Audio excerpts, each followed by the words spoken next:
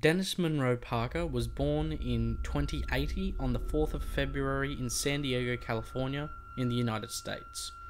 He would eventually procure employment aboard the USCSS Nostromo as chief engineer, where he would meet his end with most of his fellow crewmates at the hands of the hostile Xenomorph organism. In his early life, Parker earned his professional qualifications at the ICC Engineering Trade School, eventually graduating with a Tech 2 degree. Prior to his posting aboard the Nostromo, Parker was employed aboard the USCSS Delaney. During a return trip from the planet Thetis, when employed on the USCSS Nostromo commercial towing vessel, the ship drops out of FTL around the Zeta 2 Reticuli system. This automatically wakes up the crew, with Parker and his close friend Brett begin immediately conversing and joking around with the other crewmates. They eventually come to discover that the ship has not reached the solar system and is in fact fallen short. Captain Dallas informs them all, however, that this was not without reason, as the ship's sensors had detected a foreign signal emanating from the moon known as LV-426. Parker and Brett actively protest to exploring the moon, with Parker pointing out that their ship was a commercial towing vessel and not a rescue or exploratory ship. However, fellow crew member Ash reminded them that unless they were to undertake the investigation of the signal, they would be subject to a complete contract retraction, meaning for Parker that he would not be getting paid for his time aboard the Nostromo. Eventually, the crew decide the best decision would be to land the ship and comply with company regulations. They land the Nostromo on the moon of LV-46, and while Captain Dallas and crew member Lambert and also Kane go to explore the origins of the signal, Parker remains to direct and assist Brett with the repairs of the damages caused to the Nostromo incurred during their landing on the moon. It was in fact dust that had entered one of the ship's engines that caused the damage. Together, Brett and Parker began working to correct the problem. During their time in the engine room, they were contacted by crew member Ripley, who wished to know the status of the repairs, with Parker stating that the ship was going to take around 24 hours to repair. Ripley eventually leaves, but not before making a snood remark to the two buddy engineers. Despite this, they continue to work. As the hours went by, with the away team sent to investigate the signal, they eventually returned, however not alone. Kane returned with an alien parasite attached to his face, which had rendered him unconscious. Captain Dallas wishes to be let aboard, while Ripley argued that the correct quarantine procedures had to be followed. Frightened at the prospect of the alien organism gaining a foothold within the ship, Parker hoped that Kane be quarantined or be put immediately into cryosleep. It was not to be, however, and Parker waited patiently outside the medbay with Brett as they rushed Kane in and placed him on one of the operating tables, as Ash disregarded Ripley's push for the quarantine procedures and allowed them inside. As Dallas and Ash cut and removed Kane's helmet, the horror of the facehugger struck Parker. Instantly, he started calling for Dallas and Ash to freeze Kane by placing him back in hypersleep. After a short time, Dallas and Ash began to experiment with ways to remove the creature from Kane, and decided to attempt to cut it off. This attempt resulted in molecular acid shooting from the creature and landing on the floor, where it continued to melt through deck upon deck, stopping just short of the ship's hull, where it eventually neutralized. Dallas takes Brett's pen and uses it to inspect the acid. They discover that it had in fact begun stopping. However, these events made them painfully aware that you wouldn't dare kill this creature. After failing to convince them to put Kane back into cryo, and helping to break up a heated argument between Ripley and Lambert, Parker leaves to complete the major repairs with Brett, and the two inform Dallas that some of the non-essential systems are still down. The crew, though, take the Nostromo back into orbit and redock with their cargo. After some time talking to Brett about recent events, Parker and the others are informed that the creature attached to Kane had removed itself and seemingly died.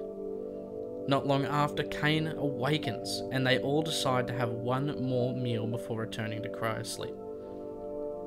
While the crew collectively sit and enjoy their last meals, Parker begins to joke around with Kane, as well as making some cheeky remarks to Lambert. All of a sudden, though, Kane began to cough. Parker at first thought he was just choking, and made a wisecrack that the food really wasn't that bad. Nevertheless, Kane became worse. He started to convulse.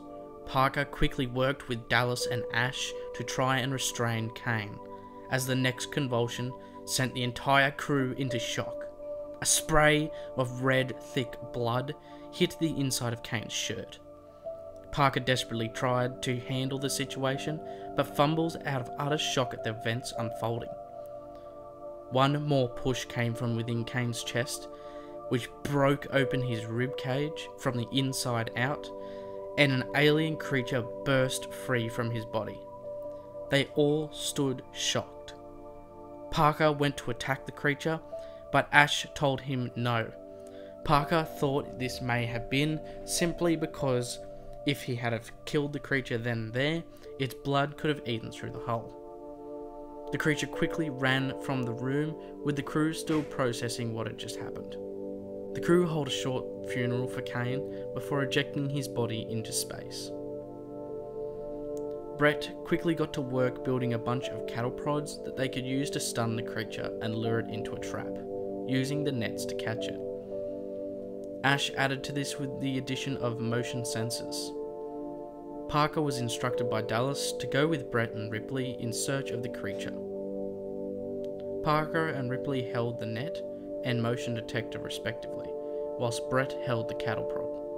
While pacing throughout the cargo bay of the ship, the three encounter a signal coming from a storage locker. They approach and quickly act to capture the creature, but to their surprise, it was the ship's pest and rodent control officer, the cat Jonesy. Brett had a hold of the cat, but upon realising that it was not the alien creature, releases it. Parker then scolds him. He knew that if the cat continued to roam the ship freely, then they would keep getting false positive signals. Parker sent him to find the cat by himself while the others continue their search. After a while, there are a series of yelling and struggling sounds from the maintenance bay. Parker and Ripley hear this and rush to the source of the sound. However, it's too late. They see a great black mass move into the ventilation shaft, and after they recover Brett's hat and Parker looks up, he is gently tapped by droplets of blood raining down from the vents. This overwhelms Parker, as he knows that his friend has been gravely injured or could possibly be dead. Parker let out a gigantic roar. His best friend for years had been taken just like that. They do uncover some useful information, however, that the creature had grown significantly in size, and it now is using the ventilation shafts as a way to move around the ship. With this information, they formulate a plan to trap the creature by cutting it off in the vents where it could be jettisoned into space. Dallas eventually decides to brave the vents, and Parker and the rest watch as Dallas grabs a flamethrower and begins to crawl through the vents.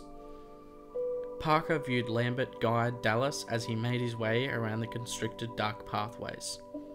As he moved further and further away from the crew, he ordered Ripley to close all air shafts behind him. Lambert calmly gave him directions, but all of a sudden a malfunction occurred in their tracking. Once Lambert got the device working again properly, they saw that the alien was now fast approaching Dallas. Parker watched as both Dallas and Lambert began to panic. Their combined panic and disorderness both led to Dallas's demise, and just like that, they had lost the third member of their crew, Captain Dallas. After this time, the remaining crew talk about what to do next. Lambert is hysterical and implores them that the rest of the remaining crew should abandon ship and take the escape shuttle to get the hell out of here. However, Parker wasn't pulling straws. He wanted to make sure this creature was dead after what it did to his friends. Ripley agreed that they needed to kill this thing before leaving. However, as they make their preparations to leave, Ripley was attacked by Ash, who revealed himself to be an android sleeper agent. Parker and Lambert come in just as Ash is attacking Ripley, and Parker attempts to fight him for a short time, mostly being bested by Ash's synthetic muscular hydraulic tissues. Luckily, Lambert is able to take him down with use of a cattle prod. After briefly recovering, Parker and the remaining crew reactivated the damaged Ash to get answers. He told them of Special Order 937 and pointed out the futility of fighting this creature. The remaining survivors agreed to destroy the ship and make their escape. However, they would need to collect a large amount of extra coolant from the shuttle's life support system. So Parker went with Lambert to the Nostromo's lower decks to collect supplies, while Ripley primed the ship's self-destruct system to kill the alien after they had left. Whilst gathering coolant in the lower decks of the ship, the two crew members, Lambert and Parker, were so hasty in their attempts to grab up as much coolant as they could, they didn't even notice the sound was attracting the alien creature. It entered without them noticing, and Lambert was standing at the back of the room when she noticed a shadow moving behind her. She first assumed that it must have been Parker. However, as time went on, she heard Parker much further away than the closing in shadow. She looked at the wall where the shadow was projected, and she began to panic. She turned around slowly and noticed that it was not Parker. Parker slowly turned around now, noticing that Lambert had gone quiet, and he saw it in the flesh. The monstrosity that had taken the life of his best friend and his captain was standing right before him. It was tall, slender, black, and strangely shaped, with several mechanical-looking structures protruding from its form. Lambert saw Parker take notice, and he called it out desperately for her to move, as he planned to blowtorch the creature with a flamethrower. Left with no choice, Parker rushed at the creature after Lambert stayed there frozen. He attempted to tackle the beast, but it was far too strong for him. It grabbed him up quickly afterwards, and it stood over his body. Parker could feel its immense, powerful body holding his limbs in place. The creature gazed blankly at him as Parker saw its lower jaw reveal another jaw within it. As quickly as the attack had begun, it was over. The alien creature shot its inner jaw straight through Parker's skull, with bullet speed, killing him in mere seconds. Parker was a man who was quite assertive and confident, but he was also loyal, and would put his own safety on the line if it meant that he could help his friends. Parker had no problem with speaking his mind, and his point of view abundantly clear when he felt it warranted such discussion, like when the Nostromo's crew were compelled to explore the signal of LV-46, to which he openly objected. This follows through when he hoped that Kane would not be allowed aboard, and then again when he wished for Kane to be put back into cryo. Much of his day-to-day life was joking around with his close friend Brett and trying to procure a bonus. He considered himself and Brett part of the working class aboard the ship, which created distance between them and the other crew members. Parker, however, grew to respect Ripley as she took charge and became a leader. You see a mental change in Parker when he goes from laid back and easy to quite aggressive, concentrated, and direct once the alien threat is present. Parker's choice to attempt to kill the alien creature and his inability to accept a retreat may have cost the lives of more than one of the crew members he calls friends. But that's basically it for this video, guys. If I did leave out anything, please leave it in the comments. If you have any questions, also meet me down in the comments. If you did enjoy, please leave a like, and if you want to stay up to date, please subscribe.